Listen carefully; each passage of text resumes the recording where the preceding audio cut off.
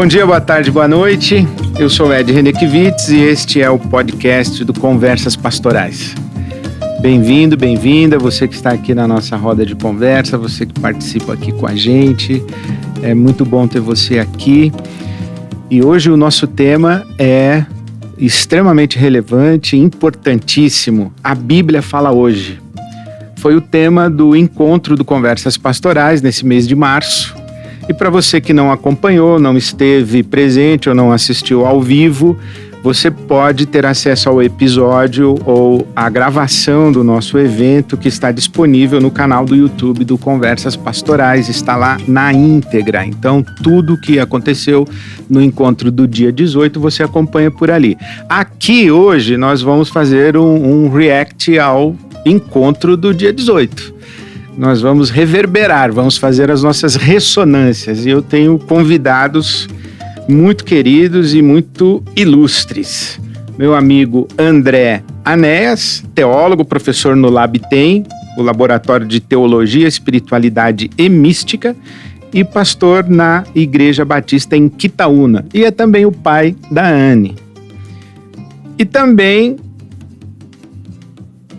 o meu amigo André Farias, que é pastor na PIB em Vila Nova Cachoeirinha, primeira igreja batista. A gente fala PIB e acha que todo mundo é batista, né? Então PIB quer dizer primeira igreja batista em Vila Nova Cachoeirinha, doutor em filosofia pela Universidade em Paris. Como é o nome da universidade? O que eu falo aqui? Escola de Altos Estudos de Ciências Sociais. Escola de Altos Estudos em Ciências Sociais, em Paris, e em Teologia pelo Instituto de Teologia Protestante de Paris, em Montpellier. Pai da Manuela e da Luísa, também. E a Glair, que nós nos conhecemos há quanto tempo, hein, Glair? Nem vamos falar quanto tempo a gente se conhece. Muito bem. A Glair Arruda, teóloga, mestre e doutora em Ciências da Religião pela PUC de São Paulo, ilustradora de livros infantis e autora de livros didáticos de ensino religioso, mãe do Vitor e do Léo. Então, bem-vindos vocês três, bem-vinda, Glair. Esse é um tempo de conversa. Eu estou muito curioso para saber o que vai sair daqui. Depois de conversarmos no dia 18 sobre a Bíblia Fala Hoje, o que ficou, como é que vocês reverberaram isso dentro de vocês, o que vocês acharam que faltou ser dito, o que foi dito a mais, enfim, o que vocês trazem para nós hoje. Começa com você, André Farias. Bom dia, boa tarde, boa noite. Ed, Anéas, Glair, prazer estar aqui com vocês, nossos ouvintes. E, enfim, acho que foi um encontro bem frutífero, porque a gente conseguiu abordar 3 perspectivas diferentes, e eu fiz aqui algumas anotações pensando naquilo que foi dito. O pastor Edson Nunes, que falou primeiro, falou sobre como a gente conceitua a nossa teologia, quer dizer, a partir dos escritos bíblicos, mas desconsiderando o tempo, não é, da história, da cultura, etc. E eu tinha até mandado algumas perguntas para o Anéas em um canal diferente, assim, meio errado, né? Então não chegou. No dia 18? No dia 18, mas eu mandei no WhatsApp. Não chegou no meu ponto eletrônico. Pô, manda agora, que ele responde tudo, ou a galera responde tudo aí que você perguntou lá. Não, mas eu pensei nessa história, assim, de conceitos. Quando que a gente deixou, na verdade, de ser uma comunidade narrativa, porque me parece que a Bíblia, né, os escritos bíblicos, são feitos a partir das histórias vivenciadas para se tornar uma comunidade de conceitos. Uhum. E a partir desse momento, na história, a gente começa a construir dogmas e a gente acaba confundindo, né, dogma com doutrina. Acho que é uma diferença que a gente precisa deixar bem claro isso, né? Dogmas, na verdade, são conceitos quase que intocáveis, criados pela Igreja Católica, na época, a única igreja cristã, na primeira igreja, né, com os primeiros pais apostólicos, etc., onde os conceitos eles se tornaram intocáveis. porque eram interpretados como conceitos divinos, de fato. A interpretação da tradição se tornou intocável. Com a Reforma Protestante, a gente construiu doutrina, não dogma propriamente, né? Então, a doutrina é mais ou menos a interpretação do contexto, da cultura do tempo, a partir dos escritos bíblicos, como se fosse uma confissão de fé. E se baseia em princípios da autoridade bíblica e princípios, na verdade, princípio da graça de Deus, somente a graça para a salvação, né? São 2 princípios. E eu me pergunto, então vou deixar passar a bola para vocês, quando que a gente retomou, né, os dogmas, tratamos doutrinas como dogmas, como se eles fossem intocáveis, como se eles não pudessem ser repensados a partir da nossa cultura hoje, do século XXI, e por que que a gente tem tanto medo e tanto cuidado para reinterpretar a nossa sociedade, o nosso modo de vida, a nossa forma de vida a partir dos escritos bíblicos, diante daquilo, da nossa própria narrativa, diante daquilo que a gente vive hoje. A primeira reverberação, tenho mais. E talvez até quando foi, André, que a gente equiparou a interpretação da Bíblia ao próprio texto bíblico. Quando é que a gente transformou uma interpretação em dogma, né, como você está usando, com um peso de verdade absoluta, imexível, né, intocável. Quando foi que a gente fez isso? Né, uma boa discussão aí para vocês. A Glaíra que vai responder tudo isso aí agora. Achei muito legal essa distinção entre dogma e doutrina, porque para mim a doutrina está ali no primeiro estágio, e o dogma vem na sequência. É o contrário, primeiro é doutrina. Eu acho. Né? Estou aqui pensando, mas acho legal a distinção, e não havia entendido esse situar nesses momentos históricos do cristianismo.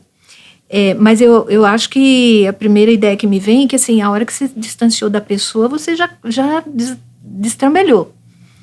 Você já vai para a doutrina, você já vai para o dogma, e você já vai entendendo que o dogma e doutrina e tudo mais tomam lugar, né, da interpretação, e passa a ser a verdadeira interpretação, a única, absoluta interpretação. Eu acho que quando você distancia das pessoas, que foi o que na minha reverberação, meu react, foi a convergência entre os 3. Pessoa, experiência, afinal, quem tem a prerrogativa, né, de interpretação da Bíblia, e essa questão hermenêutica. Então, o que me fez pensar que um passo anterior da interpretação é quem Jesus, pessoa, escolhe para transmitir a boa notícia dele, né? Então, ela é anterior à interpretação, e se você olhar para ele, você vai ver quem foi que ele escolheu para transmitir as palavras dele.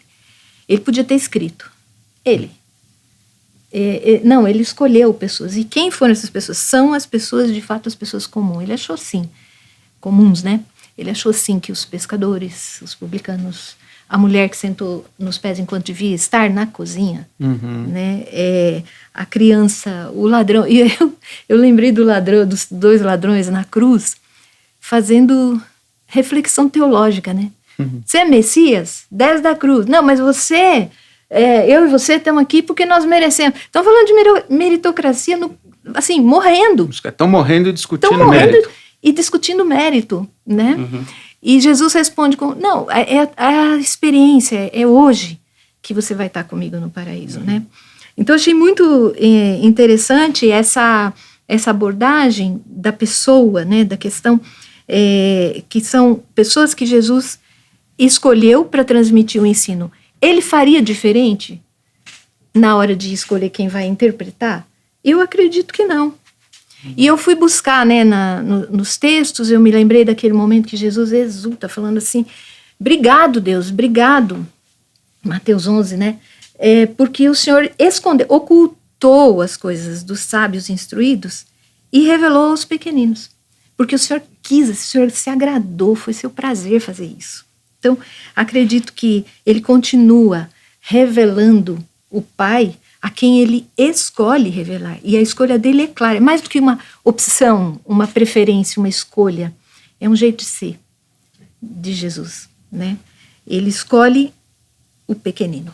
Eu acho legal. Posso reagir? Claro, estamos... Não, eu acho legal, porque acho que tem muito a ver, tem um pouco a ver, na verdade, se eu puder dar um exemplo de dogma e doutrina, quando você coloca o que os teólogos chamam de palavra humana, né? Quer dizer, essa palavra de Deus, ela é feita com a palavra humana, quer dizer, quando se aproxima as pessoas de fato, e me parece que a diferença de dogma e de doutrina pode ser interpretada até a partir de uma ilustração. O dogma seria você entrar num edifício, né, onde está tudo pronto. A gente chegou aqui no podcast do Ed e a gente já tinha sala para onde se dirigir, né, você já conhecia o circuito, está tudo muito pronto, tudo preparado para a gente conversar. Esse é o dogma, né? Quer dizer, as coisas já estão estruturadas. A doutrina seria mais o caminho, né, que Jesus disse que era. Quer dizer, você está no caminho, você precisa construir coisas no caminho, mas você precisa deixar para trás também algumas outras, porque o caminho se faz na transformação, né, justamente, e é a pessoa que vai interpretando. O que me leva a uma segunda reverberação, de fato, né, essa questão justamente da questão da participação humana na construção do conceito da palavra de Deus, né, que foi uma coisa que eu acho que o Edson também trouxe, né, na questão de que a gente precisa, na verdade, anotei aqui, ele citou sobre a questão da inspiração bíblica em Timóteo, e a gente tem esses conceitos de inerrância, de suficiência, né, e isso me parece que esses conceitos, parece que distanciam mesmo, por exemplo, a participação humana. Quando você fala de suficiência, quer dizer que o ser humano ele não pode acrescentar mais nada, ele é uma pessoa servil, que recebe essa palavra e tem que somente reproduzir, não vivenciá-la, não construir alguma coisa a partir dela, né? Tem até um exemplo na Bíblia, assim, quando a gente entra nessa ideia de...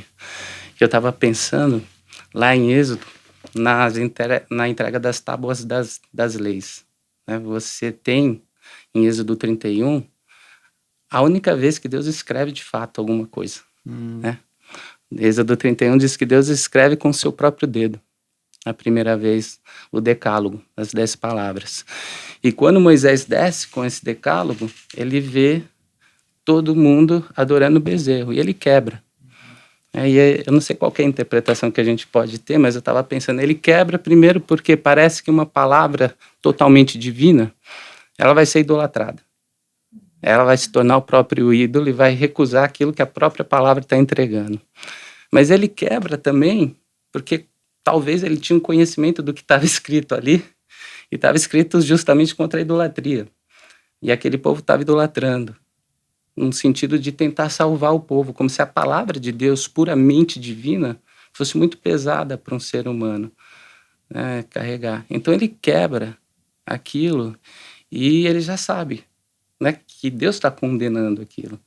E a revolta de Deus é tão grande que fala, eu não vou mais andar com esse povo, eu vou matar todo mundo, etc. Esse povo não vai ficar na minha frente mais. E aí ele começa a dialogar com Deus. É a primeira vez que você vê esse encontro, né, da palavra de Deus com a palavra humana, essa aproximação, né, entre na experiência de fé, onde há uma inter-relação de Deus com o ser humano, onde Moisés começa a lembrar Deus, né, do quão gracioso ele é, de como ele agiu com os patriarcas, etc. E aí Deus chama ele de novo para reescrever o decálogo, mas há uma diferença muito sutil ali no texto, que é quem escreve.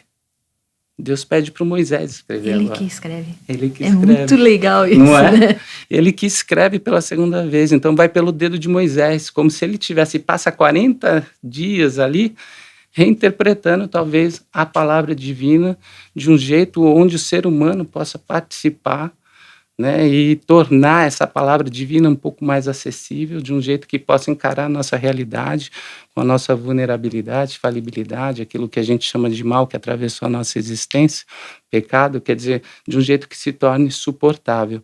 E todas as vezes que a gente encara, talvez, a Bíblia como uma palavra divina, como se a letra não pudesse ser questionada e a gente não pudesse participar da interpretação, da construção, me parece que ou a gente idolatra, como no mundo evangélico a gente faz, ou ela fica insuportável.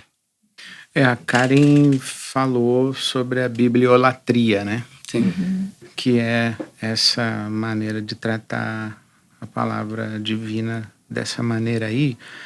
E eu lembro quando eu cheguei na Faculdade Batista para estudar, eu tinha 17 anos.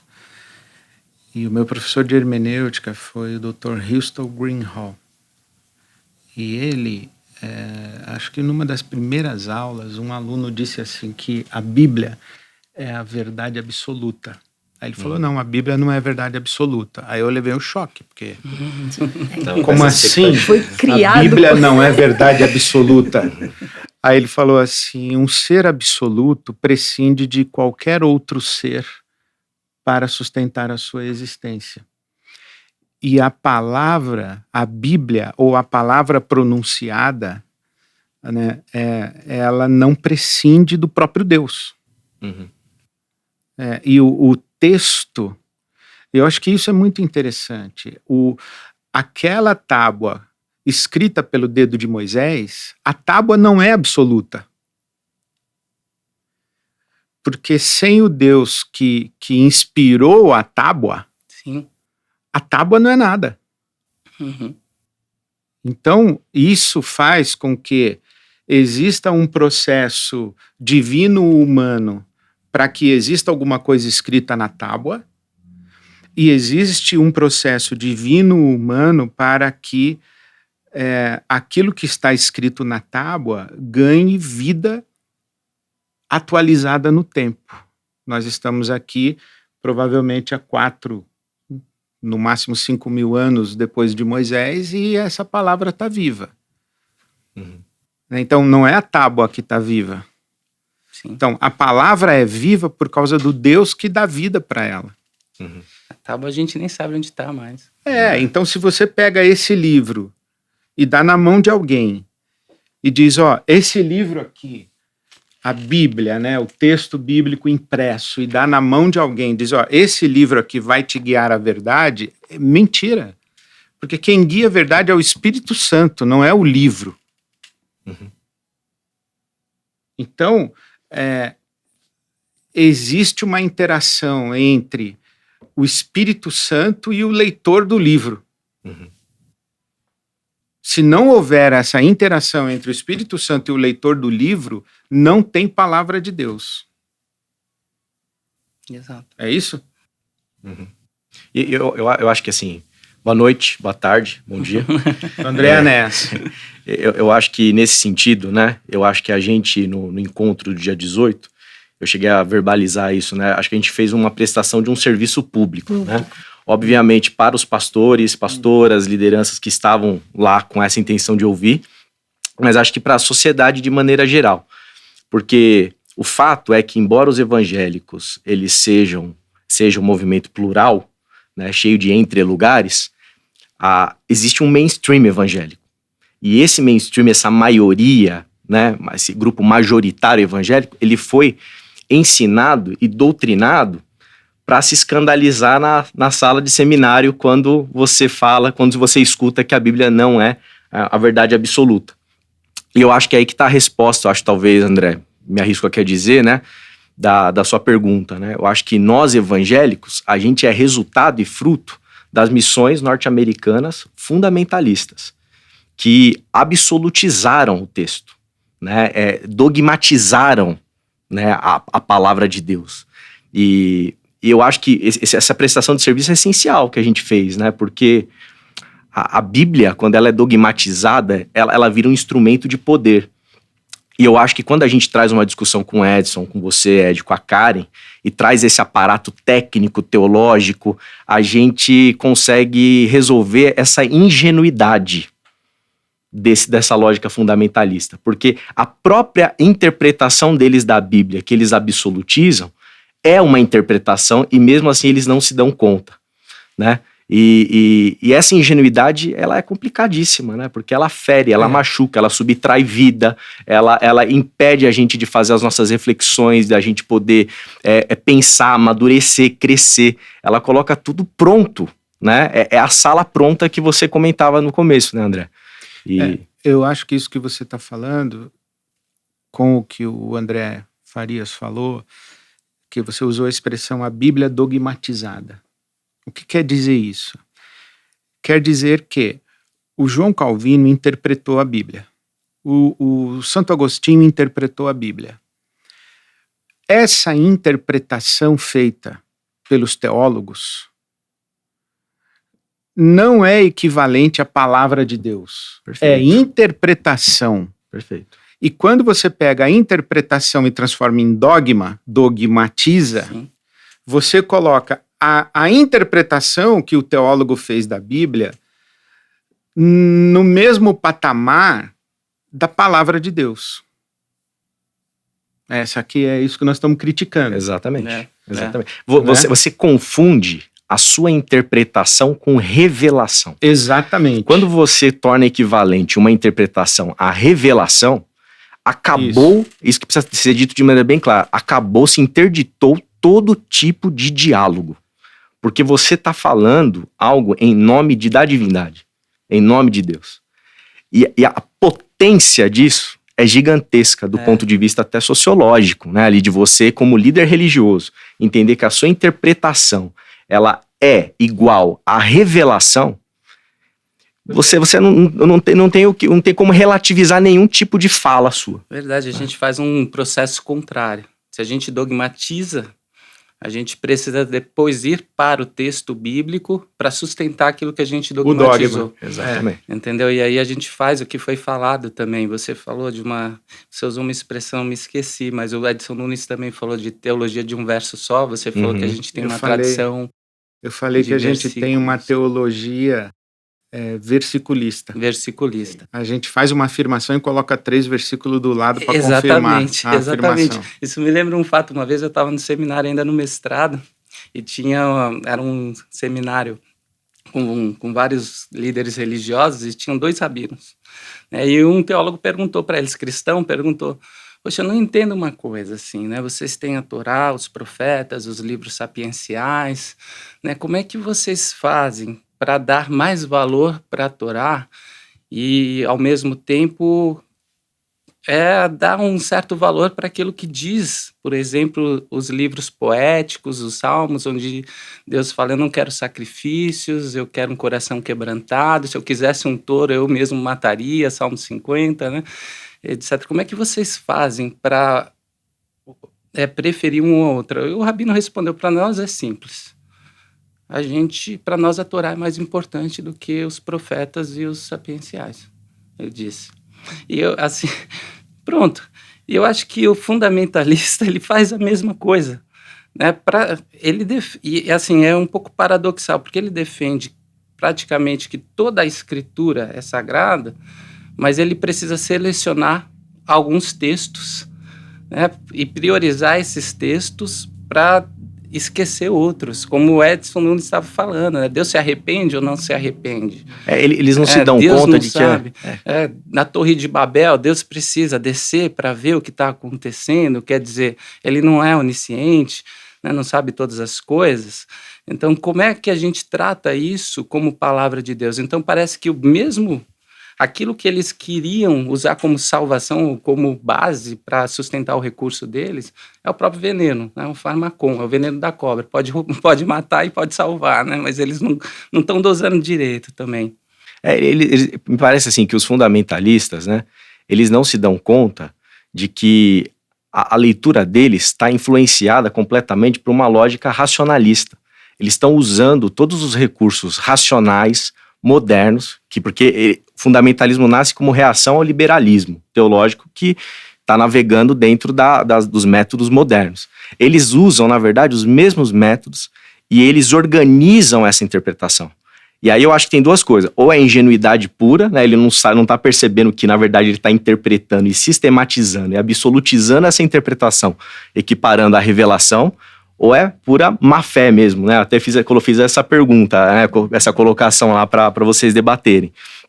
Então, é racionalismo puro. Né? Então, assim, e isso é matar toda a potência e a beleza do texto sagrado.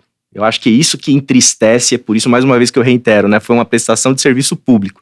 Porque a própria lógica semita, ela valoriza as interpretações. O Talmud não tem solução dos problemas teológicos dentro das discussões rabínicas. Ele abre as discussões. Tem contradições. Tem contradições. Rabino que discorda do outro rabino. Né? A gente tem 66 livros escritos por N autores em tempos diferentes, né? Então, é impossível sistematizar de maneira absoluta o texto bíblico, né? Não é possível isso, né? Logicamente, humanamente. Então, quando a gente adere, né, a essa lógica fundamental, a gente mata o texto. É isso que é triste, né? A gente mata o texto, mata as possibilidades, mata as imagens que inspiram as nossas próprias experiências. Que eu acho que é aí que se faz palavra de Deus. É aí que se faz palavra de Deus. A palavra criadora e transformadora. Exatamente. Então, e eu acho que a gente se alimenta aí de um auto-engano. Da gente achar que aquilo que você está interpretando vai chegar no ouvinte da forma como você interpretou, porque não vai chegar. Exatamente. É um processo hermenêutico, né? E dinâmico, né? Dinâmico, a palavra, exatamente. ela é viva. Se eu estou aqui na celebração, estou ouvindo o pastor, ele estudou, ele se preparou, ele interpretou e ele trouxe a palavra. Bateu em mim, bateu de um jeito único. Diferente do que bateu da pessoa sentada do seu lado. Do meu lado. E aí eu vou para uma outra pessoa, chego em casa, minha irmã, como é que foi lá a mensagem? Falou tal coisa. Já interpretei. O que você interpretou. Então, assim, é um auto-engano. Você acha que você está trazendo uma interpretação que é a correta, que é nananã. Mas esse negócio aí, ele tá o tempo todo. E vai mexer e bater na gente naquilo que a gente precisa.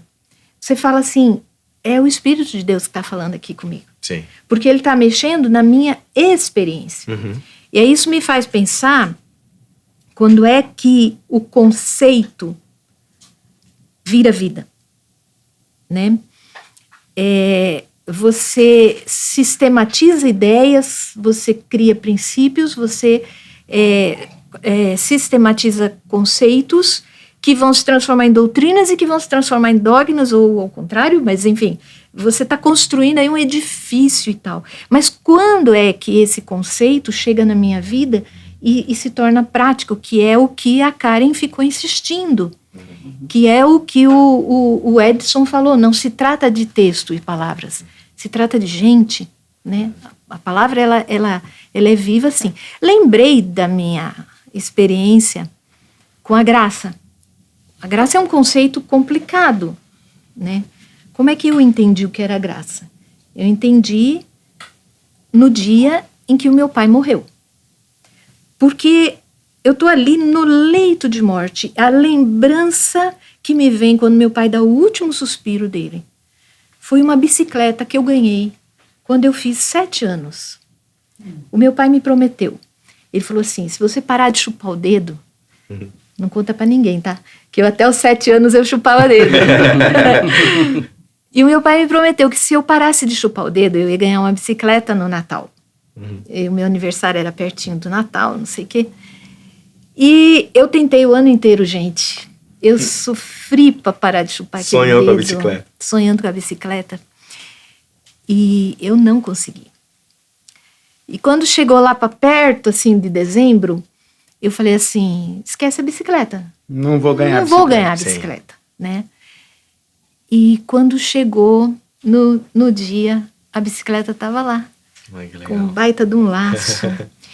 E você vai dizer, o pai não cumpriu o prometido, o pai, enfim. Como é que quer que a gente julgue essa atitude do meu pai? Quando eu já, com quase 30 anos, quando eu perdi o meu pai, que eu vi ele ali, passei a noite com ele, né? Ele já estava assim no finalzinho, eu lutava para aceitar e entender o que aquilo estava acontecendo, né? E quando ele dá o último suspiro, assim, a imagem que me vem é da bicicleta que eu ganhei sem merecer. Que lindo. Uhum. E eu entendi o que era a graça de Deus. Aí eu entendi o conceito. Eu ganhei sem merecer. Seu pai era cristão? Era. Imagina quantas parábolas de Jesus não povoaram a mente dele, né? Para ele promover isso para a filha, né? Pois é, Que e interessante. ele não vai saber disso. Não nessa vida. Sim. Porque ele já tinha partido. Sim. Espero que Deus conte para ele. Olha, sua filha aprendeu que é graça por meio de uma bicicleta que você deu quando ela tinha 7 anos, né? Mas assim, esse conceito da graça que é dificílimo hoje para mim, né? Para eu explicar para alguém. Eu vou contar uma parábola para vocês aqui, num pequeno grupo, ou para as crianças, né? Veio um e o patrão chamou e foi lá trabalhar na vinha, ganhava 1 denário no dia. Veio outro às 9 horas, veio outro meio-dia, o cara termina aquela história e fala assim, não, mas isso não é justo. Não, mas isso é graça. Não, mas isso é graça, mas você está entendendo? Assim, vira uma coisa assim que as tensões que o Edson falou, né? Justiça e amor, poder e serviço, onde é que elas se encontram? Para mim, elas se encontram quando você vive a experiência. Aí ela faz sentido. Isso é legal, porque a Karen trouxe isso também, né? Da questão de que muito se diz que nós somos uma religião do livro, né? E eu fiquei pensando nisso, né? Na verdade, o Alcorão, para a maioria dos muçulmanos, é uma religião do livro, porque ele foi ditado ao profeta, praticamente. E o profeta tinha que passar exatamente o que Deus disse. Mas a Bíblia não é um ditado de Deus, né? Dado por Deus. Na verdade, são várias experiências. E a fé cristã, isso foi dito também pelo Ed, né? Ela passa pela experiência do Cristo, né? De alguém vivo, de um ser humano também, né? Poderia até dizer que a palavra de Deus, nesse sentido, quando entrega ao ser humano, ela não vira Bíblia, ela vira carne, vira corpo, né? De alguma Deus maneira. não se fez livro, né? Se fez carne. Alguma coisa assim. A Karen falou bonito, que frase, né? Assim, que os textos não caem... como é que era? Textos não caem no vazio, caem sobre corpos. Sim. Né? Impressionante isso, assim, porque até dá responsabilidade. Eu tenho algumas né? provocações, então, para vocês. A primeira é que, na primeira parte dessa nossa conversa, quando nós estávamos falando sobre não dogmatizar a Bíblia, e que toda leitura da Bíblia é uma interpretação, né? E, inclusive, a pessoa diz assim, não, eu não estou interpretando, eu só estou lendo o texto bíblico. O próprio fato dela ter selecionado aquele texto para aquela hora, naquela conversa, já é uma interpretação que ela está fazendo, tanto da conversa quanto do texto, com intencionalidade, né? Então, não dá. Canon. Né? Toda leitura da Bíblia é uma interpretação da Bíblia. Se é uma interpretação que não pode ser dogmatizada, não é dogma, é mexível, é questionável, Sim. é debatível. Logo, a gente não pode ter certeza de nenhuma interpretação da Bíblia? Como é que eu vou construir a minha fé se eu não posso ter certeza de nenhuma interpretação da Bíblia? Eu acho que o que é necessário, né, assim, realmente, tudo é interpretação, né? E eu acho que a melhor maneira até mesmo de fazer frente, né, a essas lógicas mais fechadas é justamente colocar eles no lugar da interpretação também. Eu acho que essa é uma maneira mais eficiente do que a gente fazer uma apologética às avessas. Só que, assim, para interpretar, você precisa de método. Então, eu acho que a gente precisa assumir qual é o método que a gente está utilizando para poder fazer a interpretação bíblica, né? E eu acho que a Karen, lá na fala dela, ela foi muito feliz quando ela trouxe a resposta de não somente Jesus como chave hermenêutica, né? Mas de trazer a coisa para o chão da ética, a ética de Jesus, né? E eu acho que ter essa transparência metodológica e afirmar que eu estou lendo o texto bíblico a partir da ética de Jesus e ele vai ser o critério para eu poder avaliar aquilo que vale, aquilo que não vale, aquilo que persiste no tempo, aquilo que não persiste no tempo, eu acho que é honesto, eu acho que é transparente, eu acho que é adequado, né? E eu acho que isso tem que definir, né, a nossa pastoral, né? E a gente tem que ter clareza disso. Então, na minha opinião, né, eu acho que eu faço eco aqui com a Karen, e eu colocaria talvez até mais uma categoria aí para a gente poder pensar essa interpretação, que é vida, né? Porque lógicas de leitura da Bíblia que produzem interpretações que subtraem vida, reprimem a vida. Rubem Alves falava muito isso, né? Que o fundamentalismo que ele criticava lá na década de 70, né? Se ele tivesse que escolher entre a letra do texto e a vida, se escolhe a letra do texto. O fundamentalismo. Fundamentalismo. Eu acho que em Jesus, que é o caminho, a verdade e a vida, ele, a pessoa dele, a humanidade dele, pensando a partir de uma cristologia de baixo, né, dessa humanidade, dessa ética de Jesus que a gente vê narrada nos evangelhos, principalmente, eu acho que aí está o nosso parâmetro para a gente poder propor uma interpretação que seja condizente à luz da nossa fé cristã, que segue o Cristo, que segue Jesus. Nós somos discípulos de Jesus de Nazaré, né? Então, eu acho que eu faria esse caminho aqui então, para poder... Para a pessoa que pergunta, como é que eu posso ter certeza da minha interpretação da Bíblia, ou como que eu posso escolher uma interpretação da Bíblia, você deu 3 critérios: a pessoa de Jesus, a ética de Jesus e a promoção da vida. Eu acho que isso depende também, né, do que a gente está procurando como verdade na Bíblia.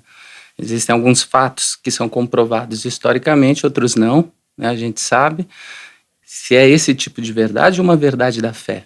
A verdade da fé é aquilo que a gente não consegue praticamente comprovar. Por exemplo, se eu falo que Deus está aqui, ó, apresento ele pra gente não precisa mais de fé. Fé sumiu, entendeu? Porque ele está aqui materializado. Então, a verdade da fé, eu acho que a gente pode encontrar na Bíblia, mas segundo aquilo que o Calvino falou, eu até anotei aqui, o Calvino ele diz assim: a Bíblia é uma coisa morta e sem qualquer vigor. Não é a frase de um ateu, é uma frase de Calvino. Porque ele fala que a Bíblia, a gente tem que se preocupar na Bíblia, na verdade, com essa idolatria da letra. O que a Karen também citou no Conversas.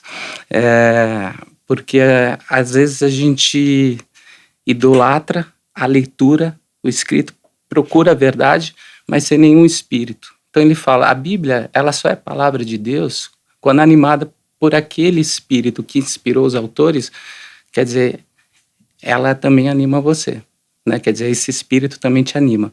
Então esse mesmo espírito, ele precisa animar não só o autor na sua escrita, mas também o leitor quando participa da leitura no ambiente de fé, para saber a verdade da fé. E é como se houvesse uma conjunção, na verdade.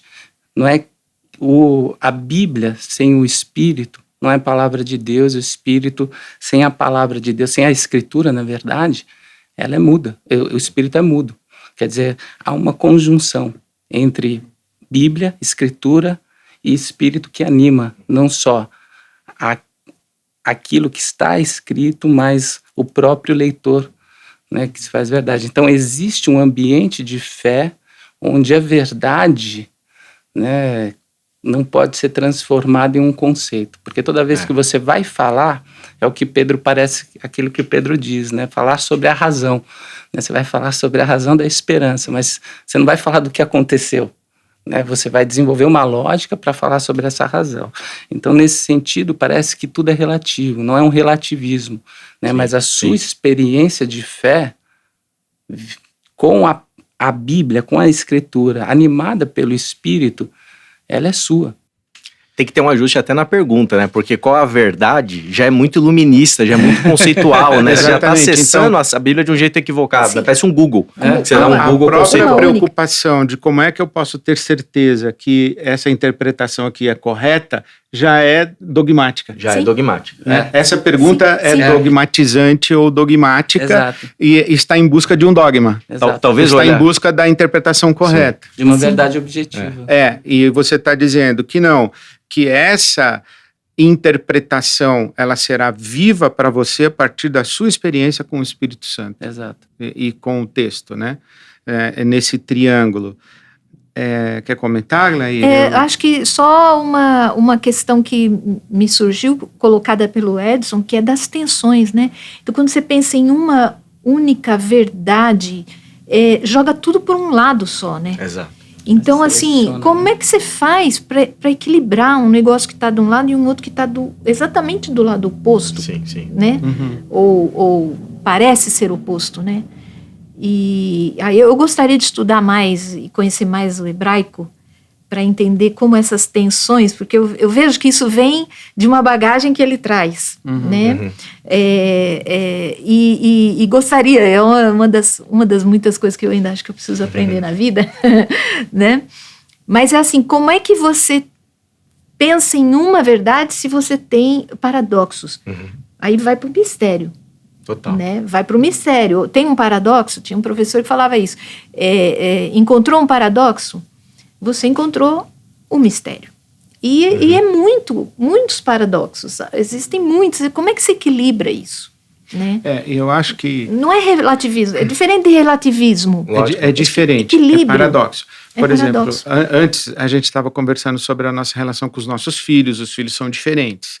E você fez uma referência ao falecimento do seu pai. Então, eu fico pensando, tem ali um pai, ele acabou de falecer, e um filho vai falar no dia do sepultamento do pai, e outro filho também. Um vai dizer assim, o meu pai era um homem rígido, era um homem justo, era um homem rigoroso. E o outro filho vai dizer, meu pai era um coração mole, meu pai era isso.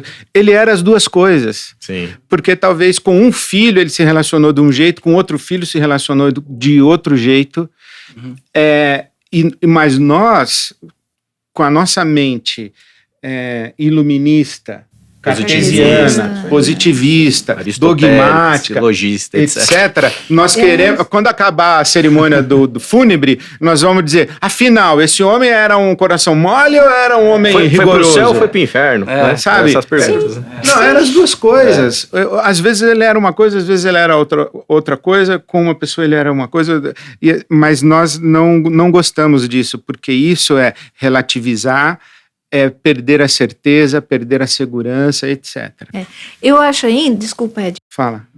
Não, eu ia fazer uma segunda provocação a partir da sua experiência. Tá, eu acho ainda, então, voltando aqui, uma coisa que o André Farias tinha falado no início, que assim, as narrativas, né?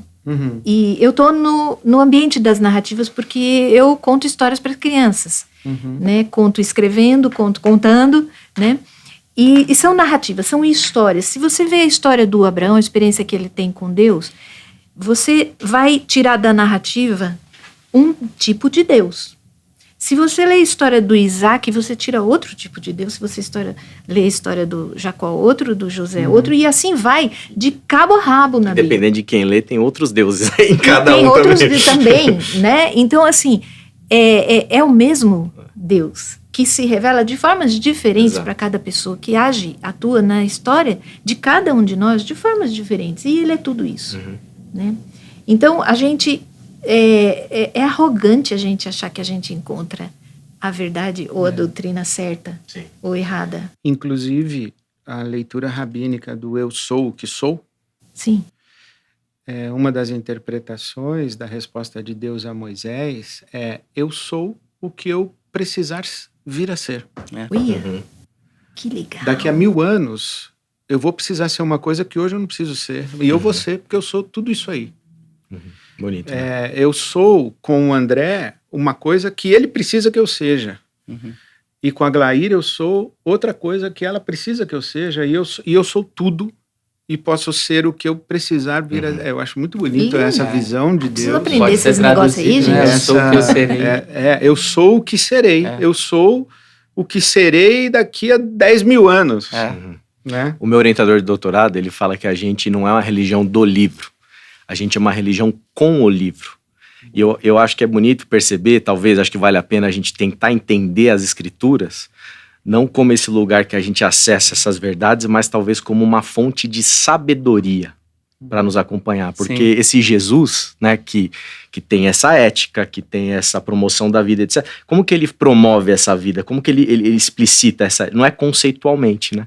Ele conta a parábola, ele fala que o reino é como um monte de coisa, ele abre as possibilidades. Então, eu acho que é importante talvez a gente ressignificar essa relação do fiel com o texto, né? Eu me relaciono com o texto não para obter conceitos teológicos, doutrinas e dogmas, mas para usar ele como uma fonte de sabedoria para minha ética, para minha vida, para minha caminhada, né? Eu acho que isso talvez enriqueça bastante. Muito bom. Eu tenho uma outra provocação a partir da sua experiência, Aglaia, que você disse, eu entendi o que é a graça ali no dia em que meu pai morreu, com a experiência da minha memória da bicicleta, etc. A minha pergunta, a partir do que o André Farias falou, que a Bíblia sem o Espírito, ela é morta. Que foi o que o meu professor lá atrás disse, que a Bíblia não é absoluta. Foi Calvino. E o Calvino dizendo, certo? Mas você usou uma outra expressão muito forte, que o Espírito sem a Bíblia é mudo. Né? Então, o que eu quero perguntar é, a palavra de Deus, estou correto ao afirmar que a palavra de Deus, ela é algo não pegável, e não no sentido de ser abstrato. Ela não é o texto escrito. A palavra de Deus é a revelação de Deus, a intenção de Deus, aquilo que Deus está comunicando, inclusive através do texto, mas eu posso ler o texto bíblico e não ter contato com a palavra de Deus, porque eu não tive a experiência disso aí.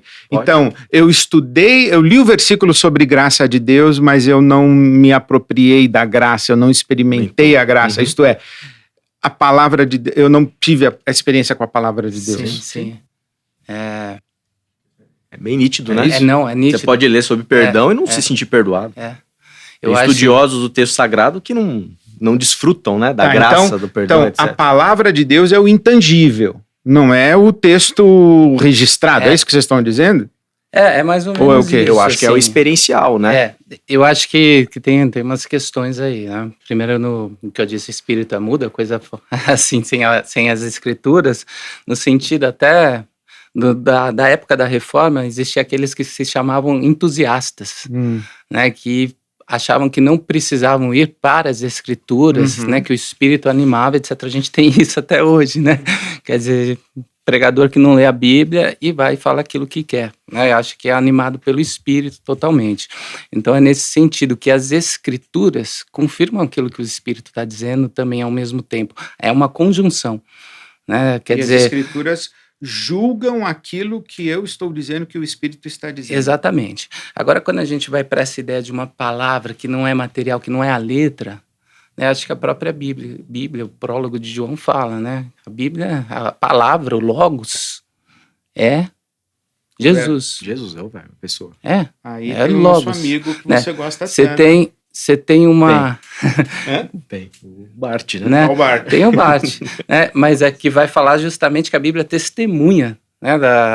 É uma ideia de Lutero também, né? Que a Bíblia testemunha. O Lutero, ele fala isso, né? A Bíblia é serva do Senhor, que fala dela, quer dizer, e o João vai falar, é um argumento filosófico muito grande, né? Ele está lá discutindo também com os gregos a questão do arquê, do logos, etc., mas acho que é uma outra conversa.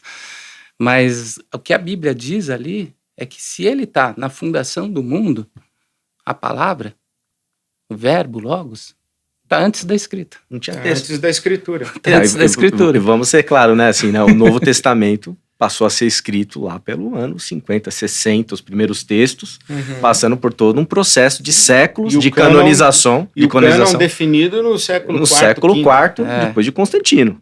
Ao mesmo tempo... Tinha fé em Cristo, tinha Cristo, tinha e tinha a palavra de Deus. Tinha a palavra de Deus. Que a fé vem pelo ouvir a palavra de Deus, mas não tinha texto escrito. O que a gente está discutindo aqui, na verdade, é se a Bíblia é ditada por Deus, se a Bíblia é inspirada por Deus, né? Quer dizer, Deus não disse cada palavra, mas o contexto está ali em cada livro, ou se as pessoas que viveram a experiência de fé são inspiradas para escrever a sua experiência. Né? São três coisas diferentes, três abordagens que a gente pode ter, na verdade. E eu me lembro também de uma ilustração do próprio Lutero, que fala assim, a Bíblia é como o berço que levou Moisés no Nilo. Berço de palha, de junco, sei lá. Né? Mas esse berço, sem o berço, Moisés não ia sobreviver. Mas o que está dentro do berço é o que precisa sobreviver. É o que precisa sobreviver, não é o berço em si. Entendeu? O berço entrega. Eu tive uma experiência assim de um pastor que falou que conheceu entre a Primeira e a Segunda Guerra, na França, um amigo que deu para ele um LP, um disco, né, de vinil, para ele, de uma interpretação de uma obra de Mozart, de uma interpretação de um músico famoso, que eu não vou saber quem é agora. E assim, estava só no vinil. Estava só no vinil essa interpretação dessa obra. E ele falou assim para mim, foi interessante, porque ele falou, ouve aqui comigo. Né? E colocou aquele som meio nasalado, né? Com ruído, de um vinil, que não tem a mesma qualidade do que das músicas que são produzidas hoje. Mas assim, a obra tá ali. A obra não é o vinil, o disco tocando. Né? Mas sem o disco, a gente perderia essa interpretação de Mozart. E me parece que é um pouco assim a palavra de Deus. Né? Essa relação entre a escritura e a palavra. Sem a Bíblia, a gente não entrega, porque quem testemunha de Jesus? Tudo que a gente sabe estão nos evangelhos. E aí a gente poderia considerar justamente essa ideia de revelação progressiva, né? Se é revelação ou se é compreensão progressiva de Deus, porque se a gente parte da ideia de uma compreensão do homem progressiva, não de uma revelação de Deus, o ser humano, o homem e a mulher, eles vão progredindo na sua visão, na sua representação de Deus, até chegar numa revelação máxima, que é em Jesus. A gente precisa, de fato, usar como chave hermenêutica, você também disse isso, Jesus para ler todas as Escrituras. E a gente vai achar no Antigo Testamento visões mais arcaicas de Deus, certo? E isso não combinam com esse Deus de Jesus. Ia falar até mesmo de Paulo. Né, você vai encontrar Paulo, né, mas Paulo não diz, ele reinterpreta também, mas Paulo não é Jesus. Então até as palavras do próprio apóstolo Paulo precisam passar pela vida, pela experiência. E ele deixa isso claro, eu que estou dizendo isso agora, não o Senhor. Então no próprio texto parece que denuncia essa problemática. Não, eu ia até dizer assim, só para provocar mesmo, se Paulo manda as mulheres se calarem em um contexto determinado, a gente pode ir para Jesus e falar, Paulo, se cala.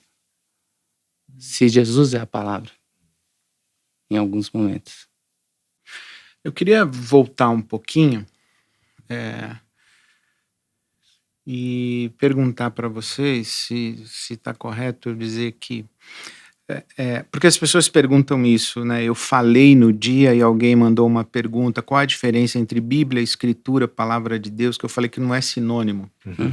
Né? Então, você tem primeiro... Vamos de trás para frente. Bíblia. A Bíblia é uma coletânea de 66 textos que foram escritos. Adendo, que hoje a gente tem 5.000 manuscritos e mais de 200.000 variantes. Tudo bem, mas a Bíblia é um livro, é um texto escrito, que foi escrito com material antigo, papiro, pergaminho, tá? Hoje é impresso em papel, é um livro. Então, né, a Bíblia é um texto escrito, é linguagem escrita. Mas a palavra de Deus existe antes disso na tradição oral. Uhum. Certo? Então, não existia Bíblia, mas existia a palavra de Deus. A proclamação da comunidade, né? A proclamação da comunidade, o querigma da comunidade. Mais do que isso, antes de existir Bíblia, existiu o que hoje nós chamamos a Bíblia hebraica. Uhum. Existia o Taná, existia a Torá, as Escrituras. Quando Jesus usa as Escrituras, ele não está falando do que nós temos hoje, que é a Bíblia, porque nos dias de Jesus não tinha Novo Testamento, não tinha as epístolas do Paulo. Então ele está fazendo uma referência às Escrituras, que são os textos da tradição judaica. Uhum. Então, Escrituras é uma coisa, Bíblia é outra coisa, Sim. Palavra de Deus é outra coisa, porque a palavra de Deus é aquilo que Deus revela de si, o que Deus pronuncia de si. E o próprio autor de Hebreus diz que, tendo Deus outrora falado muitas vezes, de muitas maneiras. Então, a palavra de Deus é o que Deus fala. Aos pais pelos profetas. Então, a palavra de Deus é o que Deus fala. As Escrituras são o conjunto de textos da tradição judaica que Jesus lia na sinagoga. Escrituras. Uhum. Bíblia é o que nós temos hoje, o texto escrito. E para complicar ainda, o nosso amigo Karl Barth vai dizer que a palavra de Deus mesmo é Jesus. É. Que a revelação máxima de Deus. Então, se a palavra de Deus é a revelação que Deus faz de si, a palavra de Deus mesmo é a pessoa de Jesus, porque Deus, a imagem de Deus perfeita está revelada no Filho. Uhum.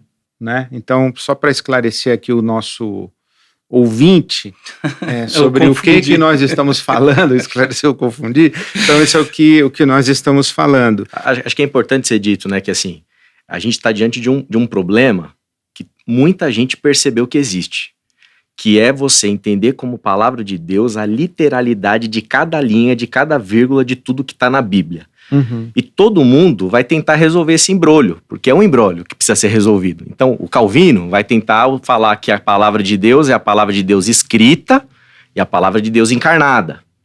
Então, já tem dois conceitos. O Barth vai trazer a tríplice dimensão da palavra de Deus. Uhum. Jesus como palavra de Deus, o querigma, palavra de Deus, as escrituras, em certo sentido, palavra de Deus.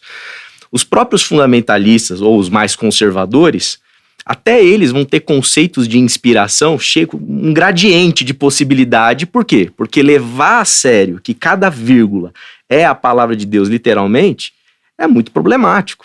E principalmente se você levar em consideração a questão do avanço científico, o conhecimento científico, querer colocar na Bíblia e provar a partir da Bíblia toda a afirmação científica. Então, acho que o cerne da questão é esse, né?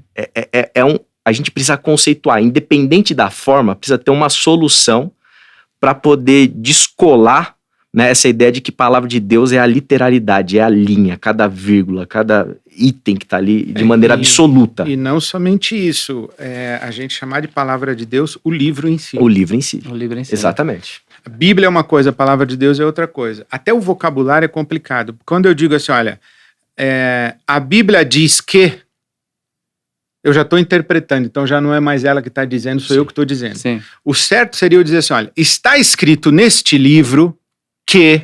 Uhum. Está escrito neste livro chamado Bíblia que Sim. não há justo nenhum sequer. Todos pecaram e destituídos estão da glória de Deus. Está escrito neste livro. Agora, a palavra de Deus diz que... Aí já é outra coisa, porque palavra de Deus...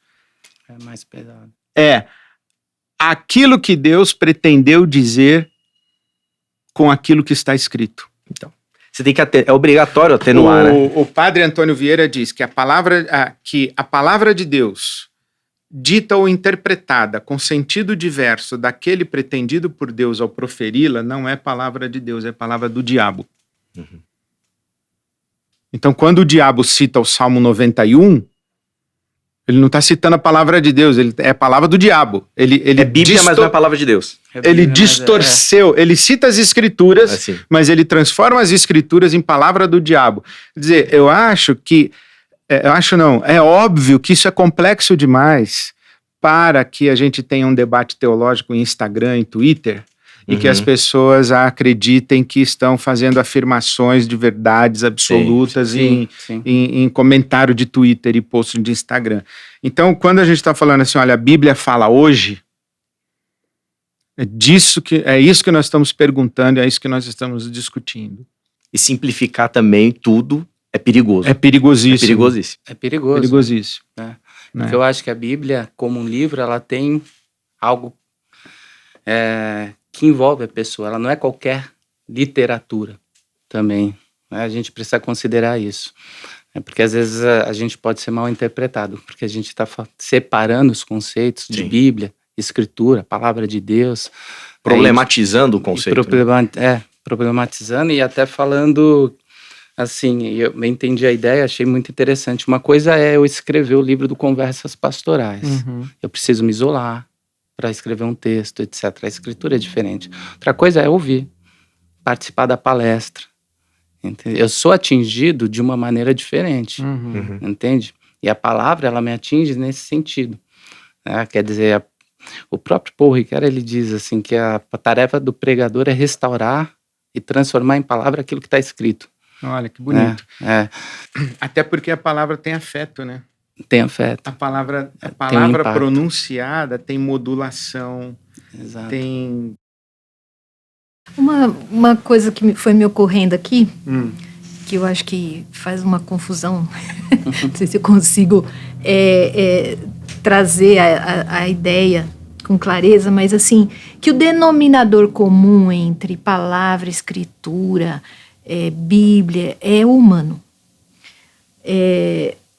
Tem uma discussão entre os estudiosos do ser humano, não diria nem na antropologia, acho que até na própria arqueologia, né? Que vai lá na pré-história e fala, quando é que o ser humano se torna humano? E a ideia de que é quando surge a linguagem. A linguagem. Então, fiquei pensando nessa coisa da linguagem, que a palavra está antes, mas assim, ela é palavra para nós, porque nós somos humanos e somos humanos enquanto seres que falam, seres que se comunicam. Deus vai se comunicar e ele vai se comunicar encontrando um meio de se comunicar. Esse meio é a palavra, né? Que é palavra, que é livro, e que se torna livro, que é oral e que é escrita, enfim. Mas é o meio que Deus usa para se comunicar com o humano, porque ele é humano e porque a linguagem faz com que ele seja humano. A gente às vezes se preocupa com qual é o conteúdo da revelação, o que Deus disse. Mas assim, o que é que Deus quer revelar? Coisas, conceitos, ideias? Ou ele revela a si mesmo. A si mesmo. Então, para mim, perde um pouco a importância, o valor do conceito em si, da doutrina em si, do conteúdo em si, para pensar que o conteúdo, de fato, da comunicação de Deus é a si mesmo. Por isso que vem em Jesus, né? É aqui, estou aqui, Deus está aqui, né? Está com vocês. Essa é a revelação maior. Não tanto os detalhezinhos do como é que funciona aqui, como é que funciona ali. Eu acho que a gente às vezes se perde nessa discussão do que é a palavra de Deus quando a gente está olhando para ela. Você me fez lembrar um testemunho de uma senhora analfabeta que não sabia ler, obviamente, nem escrever, cristã.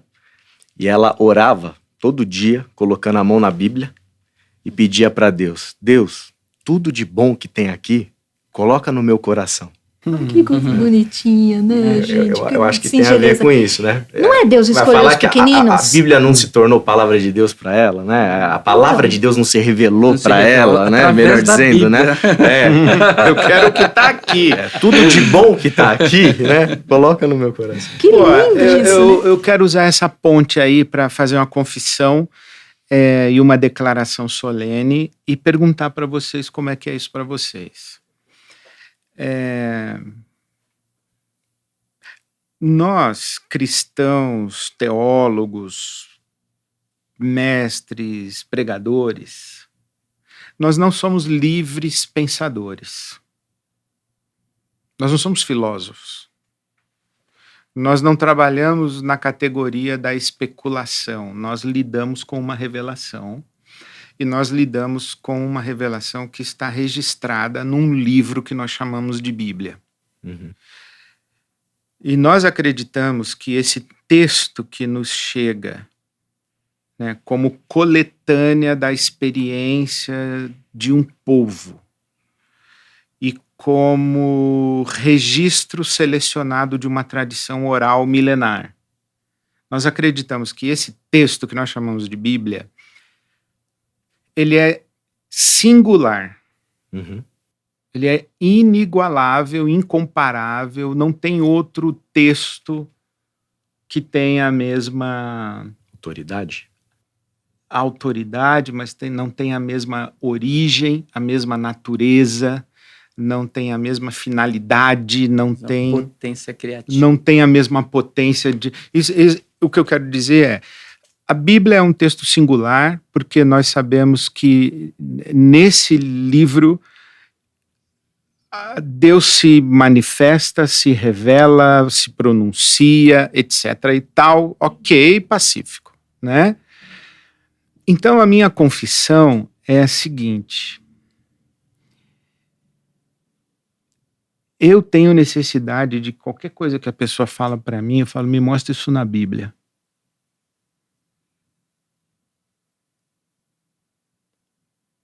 Não basta para mim que tenha lógica, que tenha sensibilidade, que tenha virtude humana. Para mim, eu quero estar na Bíblia. Cadê? Mostra. Eu acho que o exercício nosso é mostrar para as pessoas que está na Bíblia.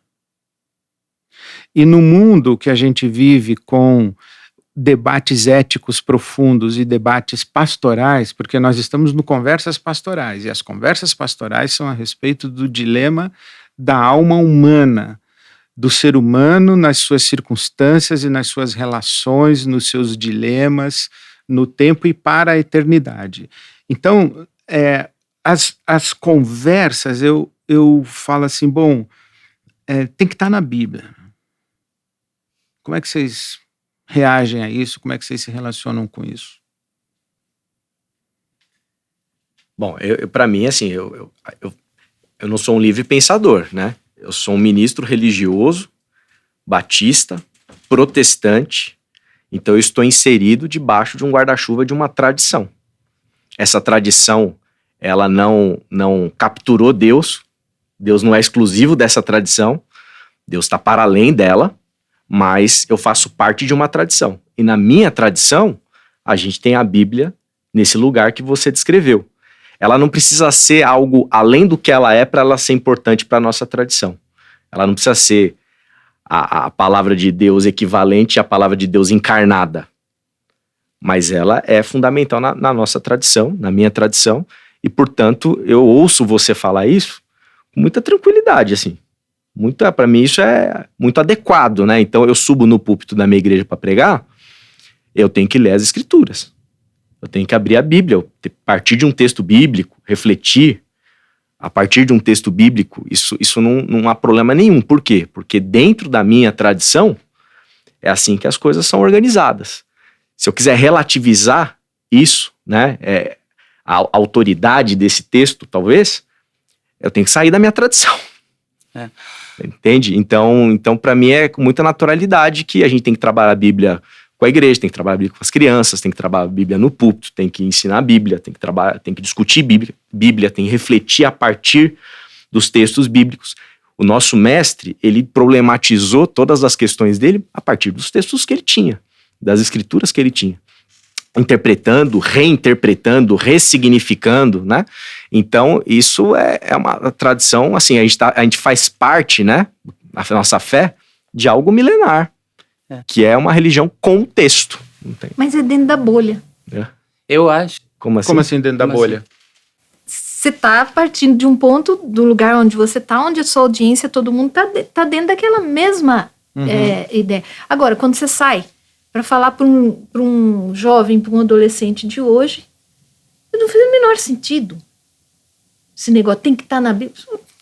Sabe? Se você sair de dentro do seu ambiente, tradição cristã e tal, você não fala a ninguém.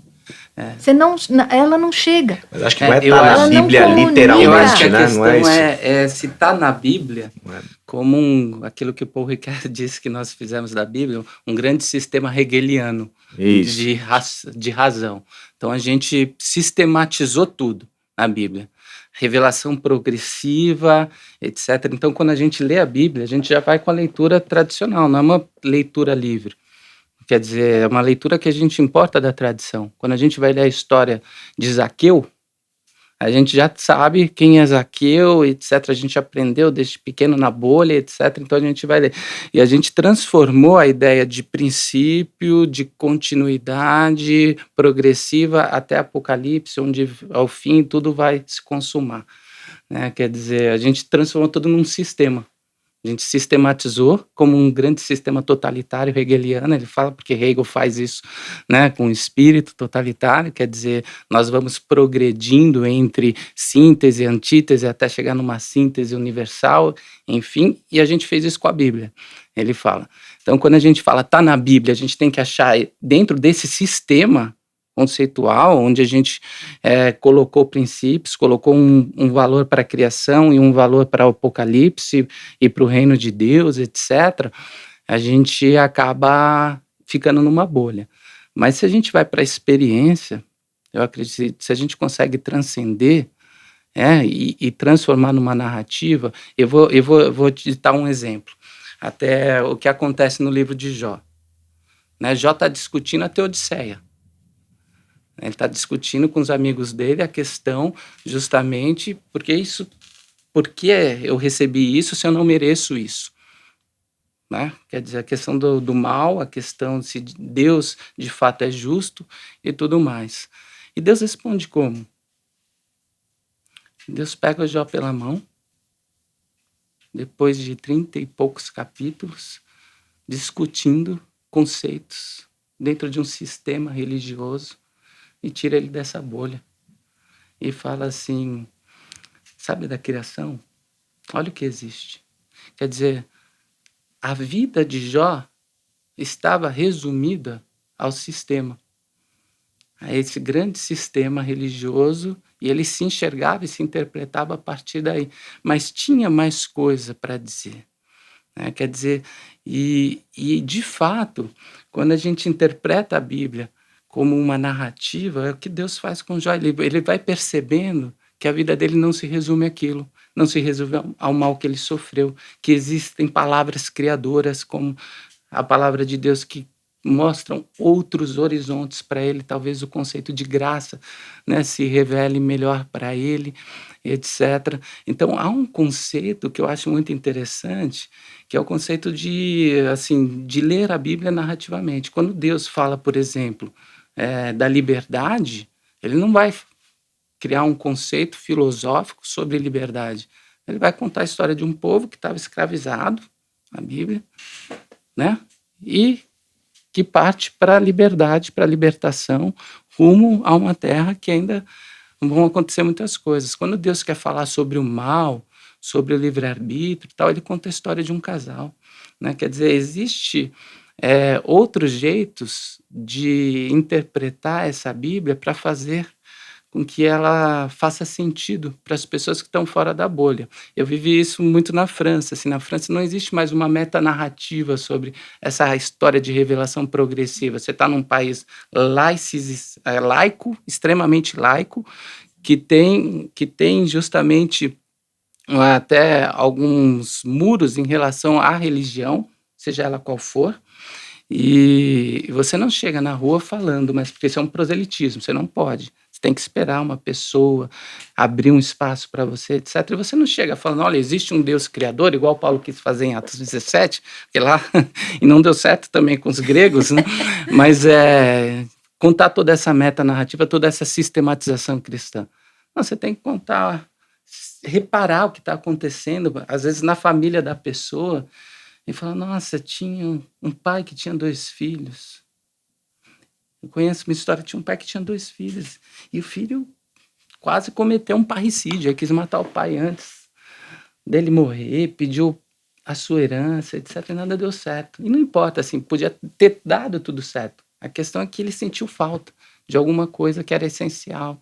E o pai estava esperando no portão, e a gente cita Rubem Alves, Deus não soma crédito nem débitos, etc. Né? Quer dizer, e a gente conta a partir dessas narrativas, que são as parábolas que Jesus faz. Mas olha o que você está falando. Numa sociedade laicizada, ateísta, hegemonicamente ateísta, onde a religião perdeu seu espaço, você tem que esperar a oportunidade ou criar a oportunidade para colocar a Bíblia. Sim. Você colocou a parábola do filho pródigo aí. Sim. É isso que eu estou dizendo. Agora, vocês deram uma viajada legal na minha questão, porque a minha pergunta foi mais simples que isso. A minha questão é a mulher que senta aqui na minha frente e diz o seguinte: pastor, o meu marido é alcoólatra, ele me bate nas crianças, qualquer dia ele vai matar esses meninos, eu quero divorciar. Posso? E eu digo, não. Porque a Bíblia só diz que só pode divorciar em 2 situações. Se é adultério ou se o seu marido, que não é cristão, quer o divórcio. Ele adulterou? Não. Ele quer o divórcio? Não. Então não pode, irmã. Mas aí a Bíblia não é mais fonte de sabedoria, ela virou o Google, né? Bom, Que tem que enfim, é isso que eu estou dizendo. Porque é dessa maneira que as pessoas leem a Bíblia e tratam a Bíblia. Sim. E se nós não somos capazes de dizer, olha, a Bíblia está dizendo que você pode. Tá, me mostra como, pastor, que está dizendo que eu posso. Se os 2 versículos aqui dizem que só posso nessa situação. Tá, entendi. Eu acho que... Então, é importante para vocês isso, porque o que eu vejo hoje nessa nova geração, e que talvez por conta de ter que lidar com um adolescente fora da bolha, é que parece que nós não acreditamos que é possível encontrar respostas para o mundo contemporâneo e para fora da nossa bolha religiosa com a Bíblia na mão. A gente tem que apelar para o bom senso, para a sabedoria, para a experiência e para os novos teóricos. Não é mais com a Bíblia. E se nós, como pastores porque nós somos conversas pastorais, se nós pastores não tivermos a Bíblia na mão, nós vamos ter o quê? Como é que nós vamos fazer? Não, mas eu acho que na própria Bíblia você encontra sabedoria nela para poder lidar com esse tipo de situação contemporânea. Você tem a questão do amor, a questão da graça, você tem uma série de temas, uma série de parábolas, um repertório vasto de possibilidades para você ser capaz de responder a essa demanda da vida que essa mulher está trazendo. Uhum. Né? Posso? Sim. Tô lembrando de Jesus. Que bom, hein, Glaine? Que bom que nós estamos que você traz Jesus para nossa conversa. De repente lembrei, assim, Vai. Do nada, pá, Jesus, né? Como é que Jesus respondia essas questões? Ele dizia não. Ele omitiu algumas questões que hoje para nós, né, a questão assim, como é que a Bíblia, como é que a gente lida com as, né, era uma das questões, as coisas que a Bíblia não diz e que dizem respeito ao nosso tempo de hoje, tá? Ele não falou, né? E outras questões ele foi claro, dizendo, se recusando a responder, a dar determinadas respostas, né? Pensei aqui, chega uma pessoa para Jesus e fala assim, Jesus, manda o meu irmão repartir a herança comigo. Ele fala, quem falou para você que eu devia ser juiz? E aí eu fico, por que Jesus se negou a dizer, quantos não? Acho que seria uma boa mensagem aí, eu gostaria de ouvir uma mensagem sobre os nãos de Jesus. Desde a tentação lá, sabe? E na caminhada dele, manda a minha irmã vir aqui me ajudar. Não. Né? Manda o meu irmão repartir a herança. Não. Sabe? Esses nãos de Jesus me dizem muito, é eloquente essa postura de Jesus de não querer que você traga ou peça a ele uma resposta pronta, mas de fazer com que você busque essas respostas por você mesmo, você vai usar o senso comum, o bom senso, a leitura do filósofo, a Bíblia, o que você vai usar? Jesus simplesmente fala, não vou me meter. Você é inteligente o suficiente para decidir. Vai resolver a questão com o teu irmão antes dele te levar no tribunal. Sabe assim? Sim. A gente se coloca às vezes num lugar de ter que responder perguntas que, de novo, Edson, às vezes não tem resposta. Sabe? Então, essa coisa essa postura de Jesus, eu queria aprender a dizer não que nem Jesus, assim. Tudo bem, eu acho perfeito isso. Concordo gênero, número e grau. Mas o problema que nós temos na nossa pastoralidade é quando não são perguntas que não têm resposta e que precisam ser construídas, ou são perguntas cujas respostas que a literalidade da Bíblia dá não atendem mais à realidade. Olha, pastor, eu vim de uma igreja, eu estou dando fato concreto. Eu vim de uma igreja que o pastor da igreja que eu vim falou que eu não podia divorciar do meu marido, que é alcoólatra e que bate em mim e bate nos meus filhos. Porque ele disse que na Bíblia não pode. Mas é isso que a Glória está falando. Por que você tem que dar uma resposta categórica? Porque eu sou o pastor dela, ela veio perguntar para mim. Eu digo, irmã, não vou me meter, decida a sua vida. Existe uma gramática na Bíblia, uma estrutura gramatical que a gente pode ler, por exemplo, uma antropologia humana, né, que não é a mesma, talvez, em Paulo, não é a mesma em Gênesis, não é a mesma nem para Calvino, mas existe uma gramática e que a gente pode seguir. Por exemplo, aquilo que é essencial nessa gramática, que é aquilo que a gente não consegue mexer na estrutura do texto, né, por exemplo, que fala que é essencial no ser humano. Porque eu vou entrar aqui em outro termo polêmico, então, que é a homoafetividade. Né? Quer dizer, o Paulo, quando fala dentro de um judaísmo sobre a homossexualidade, no caso, ele tem uma visão ali de homossexualidade que não é mais a visão que a gente tem hoje, no século XXI, de homoafetividade. Né? Existe uma questão de identidade, que lá não havia. Ali era uma questão de perversão sexual. E quando a gente olha para o texto bíblico para tratar essa questão, parece que o texto responde dentro dessa estrutura gramatical que se preserva. Por exemplo, a questão do indivíduo, que está para além dos estereótipos sociais. Você cita o texto de Gálatas 3, né? Quer dizer, não há homem, nem mulher, nem gentil, nem judeu, nem escravo, nem senhor, etc. Então, parece que há um reconhecimento do indivíduo em Cristo, independentemente do conceito, por exemplo, de homossexualidade ou homoafetividade. Só que as coisas mudaram na cultura. E o problema é quando a gente pega uma coisa da cultura, que é justamente própria da sociedade, e quer trazer como verdade objetiva para a Bíblia. E não é. E esse é um problema da ética teológica, eu acredito, porque a gente construiu uma ética teológica a partir de problemas contextuais da cultura e da sociedade, que não eram os mesmos, que não são os mesmos, que não são lidos da mesma maneira, mesmo que sejam parecidos, e a gente escreve, então, um manual através da Bíblia para falar de ética teológica. Para mim, a grande questão é, existe uma ética cristã ou existe um jeito cristão de se viver a ética que é humana? Porque são duas coisas diferentes. Né? Se a gente entende que a ética, a moral é humana, seja ela teleológica, deontológica, utilitária, etc., né? A questão é, a gente parte da sociedade para os problemas que tem hoje e enxerga na Bíblia o que tem de essencial em relação a esses problemas. Você não vai ter, por exemplo, a questão da eutanásia, né? Mas você vai ter a questão, por exemplo, da pulsão de morte, como Freud disse, que está lá em Gênesis, que Deus fala para Caim, que Deus está falando, né? Existe um poder de morte, quer dizer, então tem que tomar, assim, o que é essencial que a Bíblia nos diz, mas algumas coisas, de fato, como a Glória disse, a gente vai ter que resolver, porque é um problema da nossa sociedade atual. A gente vai ter que resolver Não, a pessoa vai ter que resolver. Então, sim, talvez a pessoa. nossa abordagem da Bíblia, ela veio aqui pedir uma segunda opinião. Meu pastor lá da outra igreja falou isso. Ela veio pedir uma outra opinião, certo? Aí você dá a segunda opinião.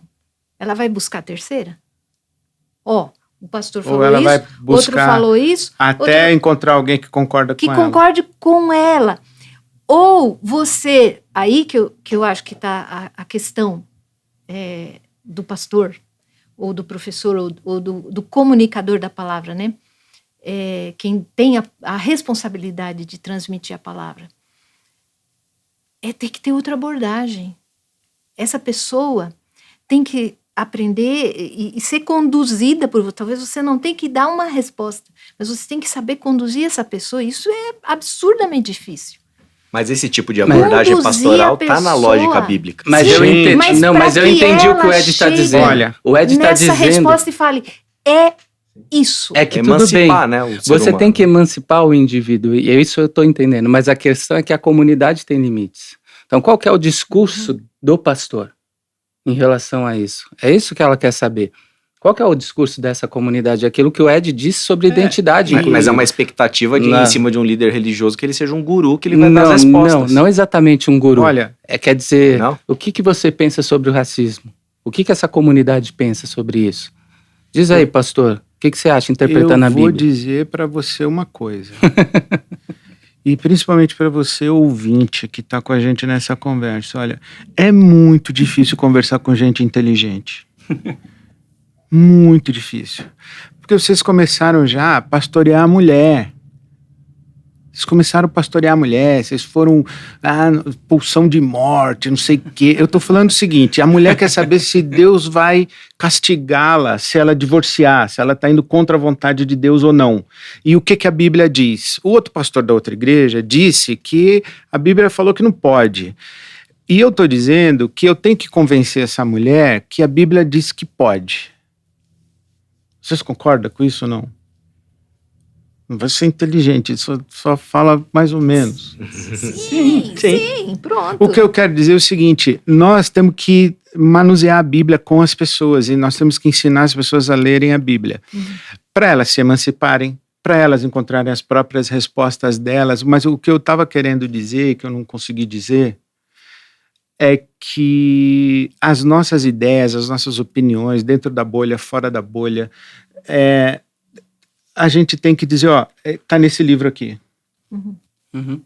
Tá nesse livro aqui. O meu professor no seminário dizia o seguinte, que nem tudo que é verdade está na Bíblia, mas tudo que está na Bíblia é verdade. Tudo que está na Bíblia é verdade, mas nem tudo que é verdade está na Bíblia. Foi seu professor também, Carlos Lackler. Sim. Significa que eu posso dizer coisas que não estão na Bíblia, desde que não contrariem a Bíblia. Sim. Né? Sim. E tem uma coisa na minha mão, que é a Bíblia, que quando eu estiver dizendo o que eu acho, o que eu não acho, eu tenho que usar a Bíblia. Eu passei por essa experiência o ano passado, quando eu fui no Tucarena discutir com os grupos do Labô. E o primeiro grupo que eu fui discutir foi morte e pós-morte. Nossa. Eu meti uma ressurreição de Paulo lá, Coríntios 15. Falei, eu não sou filósofo, eu sou pastor, pregador, eu tenho a Bíblia. Se o cara vai falar sobre morte e pós-morte com Platão, com a alma, com o mundo ideal, não sei o que lá, imortalidade da alma, eu sou... E nós, fora da bolha, nós temos que ir lá dizer o seguinte, olha, o que a Bíblia diz faz sentido. Total. Eu acho que é o que o Martinho Lutero afirma diante dos papas e dos príncipes, né, do papa e dos príncipes, quando falam, renuncie, Martinho, às suas teses. Ele fala, não posso fazer de outra maneira, porque a minha consciência está ligada às Escrituras. Está cativa às Escrituras. Quer dizer... Eu não posso me retratar, porque eu tenho um limite, que são as Escrituras, quer dizer, a minha consciência está ligada. Isso coloca uma pergunta, na verdade, né? Qual que é o valor das Escrituras? Isso, então, eu estou sendo, na minha postura pastoral, insistindo na Bíblia, bibliólatra? Eu estou sendo conservador? Eu estou sendo fundamentalista? Não. A questão é o Porque modo eu como você escuto- acessa o texto. Porque eu escuto conversas de pastores hoje que eu falo, tá, mas onde está isso na Bíblia? É bonito, faz Sim, sentido, Sim. tem bom senso, tem sensibilidade humana, mas onde está isso na Bíblia? Mas é o grande problema, eu acho, né? Que foi eu que falei, o espírito é mudo, né? Quer dizer, sem as escrituras. É essa conjunção. Você consegue falar de tudo isso através da Bíblia também? Isso. Você consegue falar de tudo isso? Por exemplo, tirar alguns conceitos básicos que estão lá e substituir por outros e falar, não, isso aqui é mais moderno, isso aqui é mais bonito, isso aqui é mais compreensível, mas dá para ser interpretado de alguma maneira nos textos bíblicos? Eu estou entendendo. E é uma grande dificuldade, acho que é o grande desafio, né, da gente conseguir tornar a Bíblia um texto não só para aqueles que estão nas bolhas, mas também para pastores mais modernos, né, como o André Anés mais novo. Mas assim que, enfim, de como a gente consegue traduzir algumas leituras. É difícil, porque eu não quero citar alguns temas. Então, mas quando você fala, Glair, para o adolescente, a Bíblia não faz sentido, então a Bíblia não fala com ele hoje. Tem que falar. Por quê? Porque as perguntas que esse adolescente faz são as mesmas que a humanidade tem se feito desde que existe. Quem eu sou? Que valor eu tenho? O que é ser humano? Quanto vale a minha vida? Para onde eu vou? Qual é o sentido da vida? Essa pergunta, a Bíblia fala o tempo inteiro sobre isso. Né? O que muda é só a linguagem, não é? É como a gente agora comunica você vai ficar essas discutindo verdades. transubstanciação, teologia. a fé por obras, ou é fé ou é obra, enfim, Isso, perguntas uma teologia que não estão metafísica. sendo feitas. Nós não Beleza, estamos então. respondendo as perguntas que não são novas do tempo de hoje. Por exemplo, outro dia, uma moça do prédio, do escritório, subiu no 16º andar, sentou no parapeito, bebendo um copo, sei lá do que, bebida, com as perninhas balançando lá para fora. Qual é a questão que faz uma pessoa, uma jovem, subir né, e flertar com a morte, assim, né? Ela traz as questões, as grandes questões humanas, que são as mesmas, não são novas, a gente sabe quais são. A religião surgiu para responder por que a gente sofre, por que a morte existe, por que a gente morre, por que existe dor, por que algumas pessoas morrem de fome, outras pessoas são privilegiadas. Tudo isso está na Bíblia. A Bíblia responde essas questões, sabe? Tem questões que ela cala, porque são questões contextuais, são questões de momento. A gente tem que saber trilhar por esse caminho, esse labirinto, e sem cair na armadilha, de traduzir uma palavra, que é a palavra de Deus, para um contexto de época, entendendo que aquilo é absoluto para qualquer época. Essa é uma armadilha, a gente tem que evitar isso aí, né? Mas as grandes questões que estão por trás, a gente citou, o cara fala, Senhor, fala pro meu irmão dividir a minha herança. Jesus desconversa e vai assim, cuidado com a arrogância, com como chama? A vida de um homem não consiste na abundância, de bens. Como é que chama essa palavra? Ganância. Então, cuidado com isso aí, porque aí ele conta uma parábola. O que ele faz? Ele expõe para a pessoa que a pergunta dela é uma, mas a necessidade dela por trás dessa pergunta é outra. Precisa ter uma sabedoria, espírito, né? Ouvir a voz do espírito aqui, quando a gente está diante de uma pessoa, e eu acho que vocês ocupam esse lugar muito, muito mais do que eu até, né? Para ouvir essa voz do Espírito dizendo para você qual é de fato o problema. Por que essa mulher não quer sair desse casamento? Ou ela tem que perguntar para um pastor? Se apanhar tudo bem porque a Bíblia manda... Tem outra coisa aí por trás? Não é possível. Que necessidade essa mulher está precisando atender ali? Qual é a necessidade dela? Eu acho que assim, essa sensibilidade de sair da pergunta direta que está chegando para nós, para ver o que está por trás motivando essa... Jesus fez isso o tempo inteiro.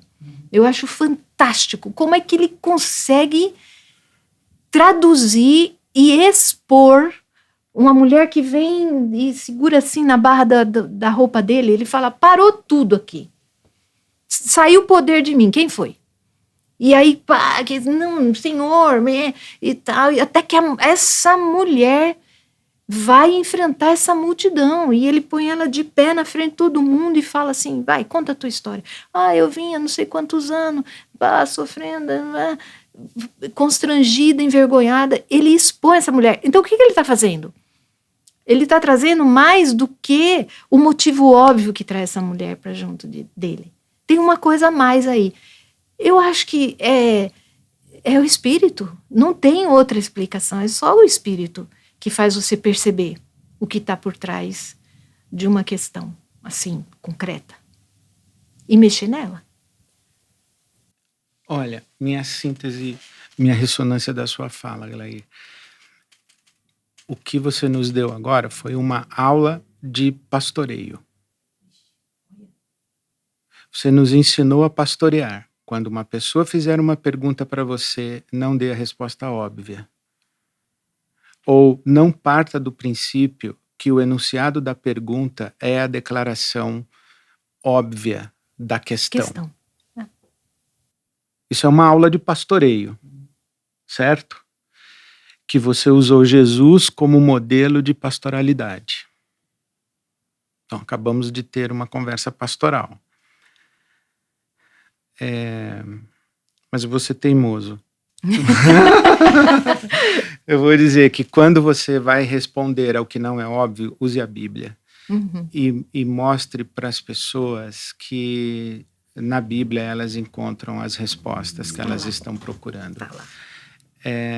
Porque, e talvez eu queria fechar essa nossa conversa fazendo duas afirmações. A primeira é que, ouvindo você, o que eu concluo é: a Bíblia fala hoje sim. A teologia sistemática é que não fala. A gente acha que pregar o evangelho é ensinar teologia sistemática. Pegar as doutrinas historicamente consolidadas como doutrinas cristãs e ensinar para as pessoas as doutrinas. Anota aí, André, o que a Bíblia ensina sobre anjo. Não quero saber sobre anjo. Meu pai é alcoólatra, eu não quero saber sobre anjo. Nós não estamos pregando o evangelho quando nós estamos ensinando teologia sistemática necessariamente, né? E a outra coisa que eu queria sublinhar da nossa conversa é que o nosso grande desafio pastoral, entre aspas, né? Porque não somos nós quem fazemos isso, mas o nosso grande desafio é fazer a Bíblia falar hoje. Porque para muitas pessoas a Bíblia é um livro antiquado, a Bíblia é um livro ultrapassado, a Bíblia... Não, ela fala hoje. Uhum. Se você, no seu sagrado encargo da sua vocação, for até a palavra de Deus, você vai trazer a atualidade da Bíblia e vai mostrar que ela é a palavra viva que se atualiza no tempo. O problema é que o pessoal prega uma Bíblia desatualizada, congelada no tempo lá de trás, de 2.000 anos, de 3.000 anos, etc. e tal. Eu quero agradecer demais essa conversa de vocês, que foi de fritar o Tico e o Teco. Eles ficaram tentando se localizar nas falas de vocês aí. Muitíssimo obrigado. Querem fazer considerações finais de 30 segundos cada um? Não. Não? Acho que não, não de Jesus, não. Não vou dar resposta. Não dá limite aqui. Muitíssimo Acho que obrigado. tá ótimo. Muitíssimo obrigado. Eu André agradeço, Farias, Glair Arruda e André Anés. E eu agradeço muito em nome de todos os que estiveram conosco e estão conosco nessa mesa de conversa. Queria lembrar para você algumas coisas antes de me despedir de você. A primeira é que você pode seguir o Conversas Pastorais no nosso Instagram. @Conversas Pastorais, e siga a gente lá nas mídias sociais para você ter informação dos nossos eventos, nossos encontros, das nossas atividades, do nosso conteúdo. Pode ver o nosso canal do YouTube, do Conversas Pastorais, tem o registro do encontro, o primeiro encontro desse ano de março, dia 18, está lá na íntegra para você acompanhar. Foi sobre ele, inclusive, que nós conversamos aqui hoje. Também eu quero lembrar para você que no dia 18 nós lançamos o primeiro livro do Conversas Pastorais. O título do livro é Pastoreando no Caos, a arte da escuta e da conversação no contemporâneo. Os nossos amigos comuns aqui, o Alonso Gonçalves e o Jonathan Menezes, foram os organizadores do livro. É um livro que fala sobre esse desafio da pastoral no mundo contemporâneo. São 12 capítulos com vários autores, teólogos, teólogas, pastores, pastoras que escreveram, inclusive o André Anéas e o André Farias participam desse texto, e o próximo você vai participar, a Glaí já está convidada, porque tem que ter um próximo livro, né? Esse aqui é só o primeiro, então você encontra a editora Recriar, você encontra, está à sua disposição, Pastoreando no Caos, a arte da escuta e da conversação no contemporâneo. E também quero convidar você para o próximo encontro do Conversas Pastorais, que vai ser no dia 22 de abril, segunda-feira, 22 de abril, coloca na sua agenda aí. E o tema do nosso encontro é muito interessante. O tema é, na verdade, uma pergunta: para que serve um pastor? Para que serve uma pastora? Para que serve? Serve ainda no mundo de hoje? Um pastor, uma pastora? Qual é o lugar da pastoral no mundo contemporâneo? É o tema do nosso encontro de 22 de abril. Você está convidado, está convidada. Um obrigado, um beijo no seu coração. Deus abençoe você, sua casa, seu ministério, sua pastoral e as suas conversas pastorais. Que elas continuem aí ao redor de Jesus. Amém. Amém.